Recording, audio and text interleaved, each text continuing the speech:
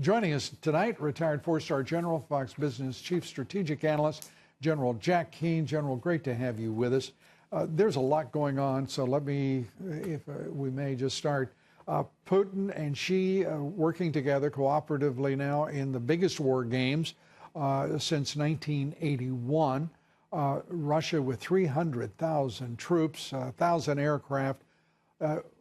Is this an omen for what we can expect in the months and years ahead? I don't think necessarily Russia and China will become close allies, but nonetheless, they have been cooperating with each other.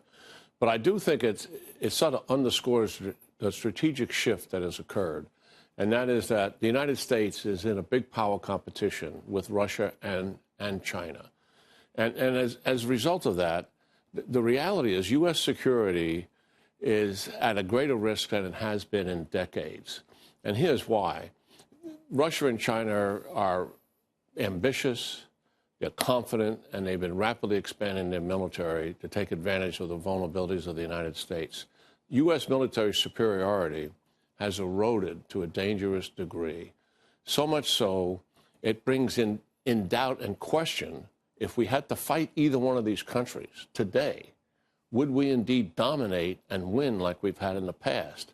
Last year, all four service chiefs told the Senate Armed Services Committee that they are at high risk to win a conventional war against a peer competitor. Translation, likely Russia, could be China. 2 weeks ago, the commander of the Pacific Command, newly installed in his acceptance speech, underscored the fact that there's no guarantee that we could win a war against China today. We cannot take these statements lightly. And what I know about U.S. military capability, they are speaking the reality of what we're dealing with. That is sobering indeed, in many ways stunning, because you didn't say win a conventional war. You said win a war, period. Well, it would be a conventional war. You don't think the United States in a war with China would use nuclear weapons? If it came to that, what I'm talking about is a war. If it comes to nuclear weapons, nobody wins, in my view. What we're talking about is a conventional war without the use of nuclear weapons, which nuclear weapons would always be on the horizon.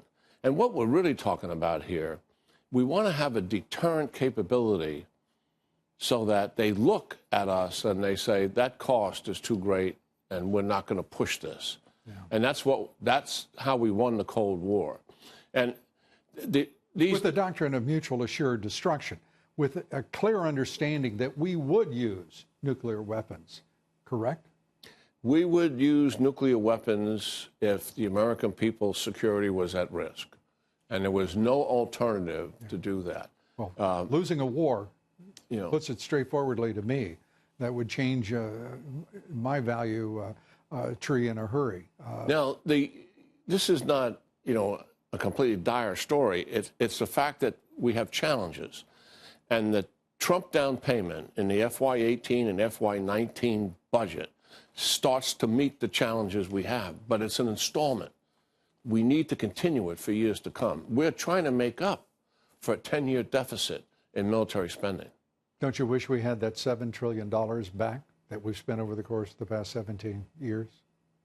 Some of that money was well spent, in my view. Are you talking about fighting wars against radical Islam? I'm talking about fighting a war that has us about to sit down again once with the Taliban in Afghanistan. Yes. General, we're going to have to... We've had this discussion for 10 years. We're going to have it some more.